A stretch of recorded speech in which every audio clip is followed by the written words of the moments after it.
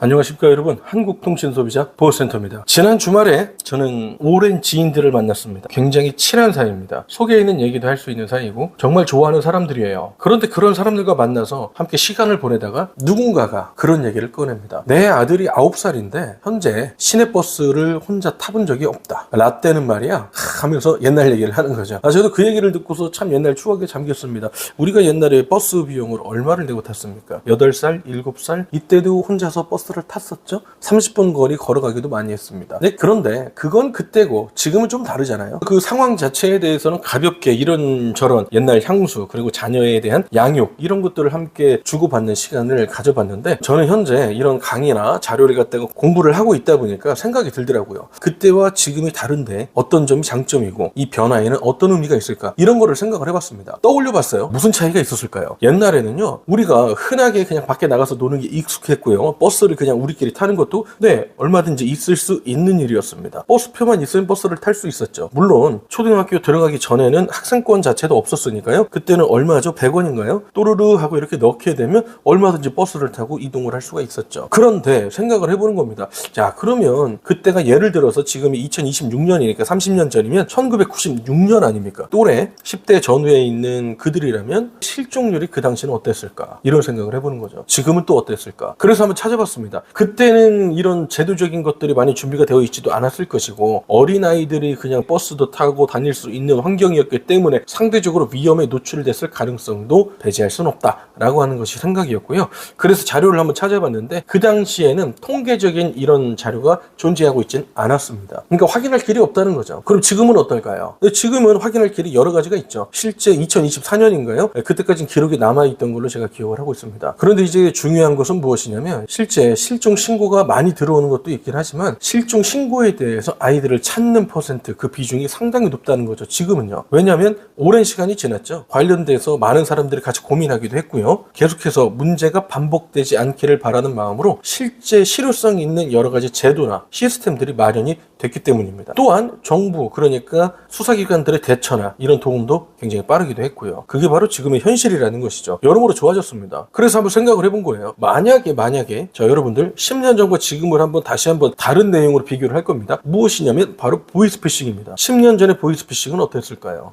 여러분, 20년 전에는 보이스피싱이 없었을까요? 예전에 보이스피싱의 역사에 대해서 한번 다룬 적이 있는데, 여러분들 보이스피싱은 약 한 100년 정도의 역사를 갖고 있는 범죄입니다. 이 사실 내용이 그래요. 그러면 그때와 지금의 다른 점은 무엇일까요? 지금은 피해를 공유하죠. 어떤 문제가 있었다라고 하는 것을 여러 사람들에게 알려줍니다. 또한 범죄자들도 진화했습니다. 보이스피싱 범죄 자체도 진화하고 있죠. 거점을 해외에 둔다든지 취업 사기를 통해서 다른 피해자들을 만들면서 그들을 보이스피싱 범죄자로 만드는 작업까지 같이 한다든지 굉장히 악랄한 방법으로 확장되고 퍼지고 있습니다. 그러면서 우리 국민들, 우리 소비자 여러분들을 대상으로 계속해서 범죄를 저지르고 있죠. 자, 지금은 어떻습니까? 10년 전과 지금은 어때요? 뭐가 달라졌을까요? 지난 시간에 여러분들께 설명드렸던 것처럼 어떤 기술적인 대응이 필요한 부분에 대해서는 아직까지 한계가 많다. 물론 에이다 혹은 후후와 같은 어플리케이션을 사용한다면 기본적으로 들어오는 전화에 대해서 이 전화가 보이스피싱 혹은 스팸으로 등록된 번호인지 아닌지는 구분할 수가 있죠. 근데 이거 외에는 사실 뭐가 더 있습니까? 어떻게 대처를 할 수가 있나요? 모르는 번호로 전화가 들어왔을 때 안 받는 것 말고 어떤 대처를 더 할 수 있는 게 있습니까? 물론 지금 통합대응단이 준비가 됐죠. 사회적으로도 문제라고 하고 있죠. 개선해야 된다라고 주장하고 있죠. 교육도 진행을 하고 있습니다. 흥국생명인가요? 네, 그곳에서도 어르신들을 대상으로 보이스피싱 관련된 내용을 교육을 했다라는 기사를 봤습니다. 일단 되게 박수를 쳐줄 일이고요. 네, 대단한 일을 하신 겁니다. 그거는 굉장히 고무적인 일이라고 판단을 하고 있지만, 하지만 지금 10년 전과 지금을 비교했을 때 여러분들 과연 어떤 변화가 있냐는 거예요. 획기적인 변화가 있습니까? 우리들이 인식하고 있는 이것을 제외하고 말이죠. 이 사회가 받아들이고 있는 이슈들, 실제 전화가 왔을 때 어떻게 대처를 해야 되는지, 상대방은 AI를 통해서 계속해서 우리들에게 연락을 하고 있지 않습니까? 우리는 AI를 통해서 막을 수가 있나요? 물론 A대선 가능하다라고 했죠. 네, SK텔레콤에서 1억 건 정도의 내용을 갖다가 차단을 했다라고 했습니다. 이거는 무료예요. 네, 제가 알고 있기로는 무료입니다. 이거 유료면 안 되는 거예요. 그죠? 네, 이런 식으로 전화를 단순하게 차단하는 거? 그건 그냥 안 받아도 되잖아요, 사실. 근데 이게 엄청난 발전이고 변화라고 말을 할 수가 있습니까? 제가 봤을 때 조금 모호해요. 어떤 변화가, 어떤 예방이, 어떤 대응이, 어떤 준비가 어떤 시스템이 어떻게 마련이 됐습니까? 여러분들의 인식은, 여러분들의 의식은 개선이 됐습니까? 여러분들의 대응 수준은 준비가 됐습니까? 어떻게 해야 되는지 여러분들 기억하고 계십니까? 보이스피싱을 당한 다음에 24시간이 지난 이후에 알아차리는 게 전체 피해 중에 30%라고 제가 얘기를 들었습니다. 이게 무슨 내용입니까? 보이스피싱을 당해도 보이스피싱인지 모른다니까요? 자, 그 반대로 생각을 해볼게요. 범죄자들에겐 보이스피싱은 블루오션입니다. 안 그래요? 보이스피싱이나 스미싱 이런 내용에 대해서 정부나 지자체 할 것 없이, 행정부나 입법부 할 것 없이 굉장히 단호하게 나갔으면 좋겠다는 거예요. 자, 최근에 또 여러분들 강의를 한번 하고 토론회를 한 적도 있었는데 괜히 어설프게 보이스피싱과 관련된 거 이런 거 잡으라고 저희들이 기대를 하고 있는데 나온 게 뭐였습니까? 보이스피싱 범죄자들이 결국에는 유심 개통을 막 하는 거니까 유심 개통할 때 얼굴 갖다가 인증해서 개통을 하도록 합시다 라고 나왔죠. 이게 뭡니까 여러분? 이게 대응인가요? 괜찮나요? 말씀드렸지만 많은 사람들이 우려하고 있는 부분이 있었잖아요. 안면 정보가 해킹당하면 어떡할 거냐고요. 근데 이거에 대해서 답을 내려주긴 했지만 그 답을 신뢰하는 사람들이 많지는 않았잖아요.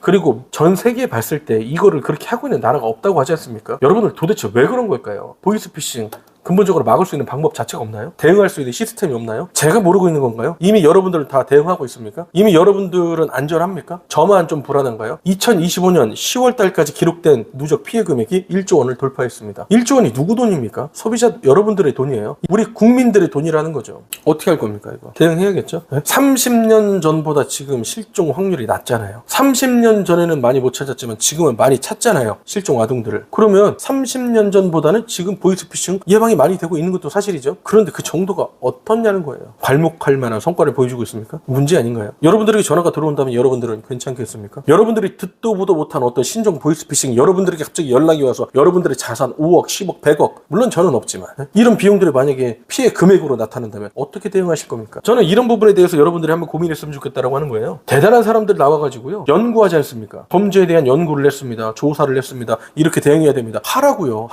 네? 해달라고요. 만들어달라는 얘기입니다. 어김없이 오늘도 이렇게 여러분들께 설명을 드리다 보니까 감정이 격해지는 이런 시간을 맞이했습니다. 그만큼 답답해서 그렇습니다. 보이스피싱은 여러분 정말 막을 수 있습니다. 그래서 저희가 하고 있는 게 뭡니까? 제도적으로 시스템적으로 뭔가를 막을 수 있는 기술이 없기 때문에 그래서 여러분들께 계속해서 거듭해서 기억할 수 있게끔 새로운 범죄가 나오면 알려드리고 또 다른 이슈가 터지면 알려드리고 여러분들이 명확하게 대처를 하기를 바라는 마음으로 교육을 해드리고 있는 거죠. 현장에도 나가고 온라인으로 강의도 올리고 있습니다. 모르겠으면 전화하십시오. 도움을 요청하십시오. 얼마든지 여러분 하셔도 되고요. 여러분들의 권리인 만큼 여러분들 스스로를 잘 지킬 수 있는 기본적인 노력, 기본적인 실천은 해주셨으면 좋겠습니다. 다음 시간에 또 좋은 내용으로 뵙고 강의를 이어가도록 하겠습니다. 감사합니다.